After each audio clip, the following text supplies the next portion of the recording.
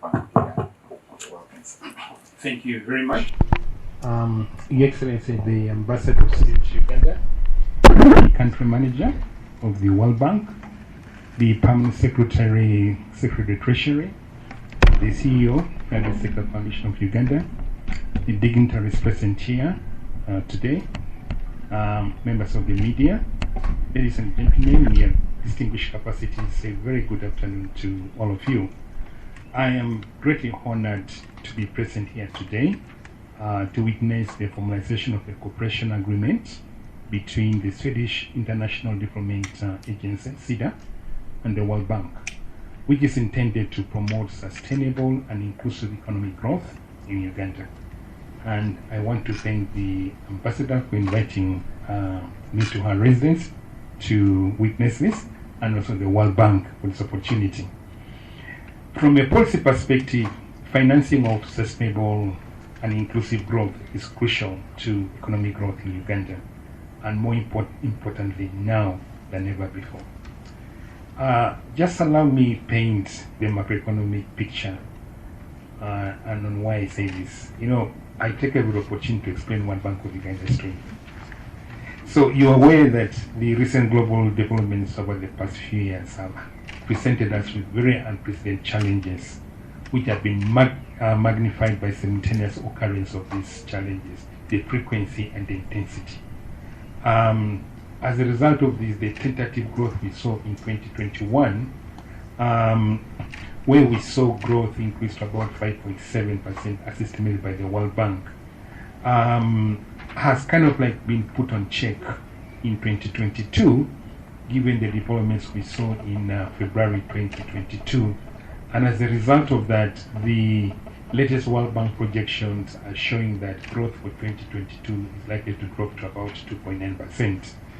And you're also aware this has been compounded by the fact that the resurgence of COVID-19 and the Russian-Ukraine conflict that the country manager alluded to has largely affected this. Now, in the case of Uganda, it has even been compounded by the extended drought, where we've seen food crop inflation pick up. So, to sum it all, inflation in Uganda has increased, particularly food crop inflation, has increased from a minus 7.4% in November 2020 to 18.8% in August 2022. And as we talk right now, the latest numbers for August, your headline inflation is about 9%, and the core inflation is about 7.2, 7.3%. Not only that, because of the reaction of the advanced country central banks to the inflation developments, they have tightened their monetary policy. This has exerted pressure on our exchange rate, and we've seen capital outflows, particularly on the account of the strengthening of the US dollar, and the increased prices of imports have also contributed to the depreciating currency. So the Uganda shilling has lost about 9% of its value just between February 2022 and August 2022. Now, a combination of all these factors have led the central bank, of course, to tighten monetary policy. And as a result of tightening that monetary policy, there are some unintended consequences of that. So that is kind of like going to lower growth from what one projected it before, from about 4.5 to 6% in 2022. We are now estimating that it's going to be anywhere between 2.5 and 3% in 2022. Now, so that is the downside to it. But of course, we hope that by next year we are going to recover.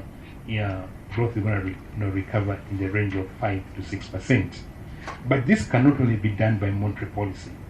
It needs a combination of monetary and fiscal policy to crowd in the private sector, build resilience in this dynamic environment if we're going to achieve sustainable economic recovery going forward. But we are aware of the adverse impact of the COVID-19 on public resources, particularly taxes. This has affected the tax collection, and as a result, it has led to increased borrowing by government domestically. So the public debt has increased. Now, this really underscores the need for concessional financing and the necessary intervention and support. So what we're witnessing here today is really towards that. The addition of concessional financing and these intervention in specific areas is going to go a long way in addressing this. So moreover, the objective of the support from Sida is to promote sustainable and inclusive growth and create jobs, which is really well aligned to the National Development Agenda as provided for in the Uganda Vision 2040 and the National Development Plan 3. So I really want to take this opportunity to thank the government of Sweden through Her Excellency the Ambassador for taking interest in Uganda's development journey and providing the much needed support at this pivotal time. So despite the challenging macro picture painted, interventions similar to this reinvigorate us as policymakers. So let me turn to the World Bank to thank you for continuously providing development finance to Uganda through IDA notes. I know that the funds disbursed following this agreement will complement the IDA finance investment for industrial transformation and employment, the INVEST program, a component which will be administered through Bank of Uganda. Similar to the administered funds of the Agricultural Credit Facility, SCF, and the Small Business Recovery Fund, SBRF, currently under Bank of Uganda, we are fully committed to ensuring that these funds achieve the objective for which they are intended.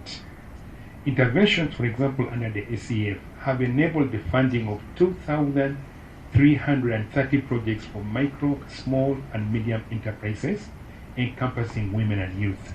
As of June 2022, close to 700 billion shillings, equivalent to $181 million, using today's exchange rate, have been disbursed, with 37% towards working capital for grain trade, 30% for on-farm activities, 19% for crop processing, and 14% for post-harvest.